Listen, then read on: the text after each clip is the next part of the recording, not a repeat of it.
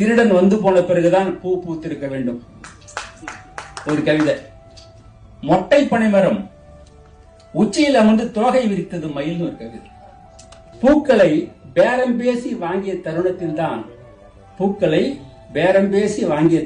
தான் வாடவே தொடங்கியது. காலில் கட்டப்பட்ட சங்கிலிகளின் உரசலில் பிளிருகிறது காடு. பூக்காரர் குப்பையில் கொட்டுவதும் பூக்கள் தான்.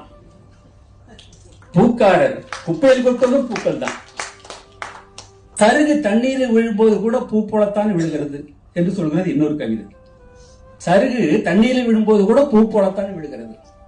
முதலில் ஆற்றில் தண்ணீர் இல்லை என்றார்கள், இப்போது ஆறே இல்லை என்கிறார்கள். ஆற்று வெள்ளம் அள்ளி கொண்டு போகிறது மணல் லாரிகளை என்று ஒரு கவிதை. நீ 5 முக விளக்கை ஏந்தி வருகையில் 7 சிலர். ஒரு மரத்தை சாய்த்துதான் இந்த வீணை செய்யப்பட்டிருக்கிறது. ஒரு முறை நீ மீட்டிவை, ஒரு வனம் உருவாகட்டும். செழிப்பில ஏறி பார்த்து காலுக்கு பொருந்தாமலே இறங்கி செல்கிறது எறும்பு. வரப்பில் கொக்குகள், வயலில் நிழல்கள்.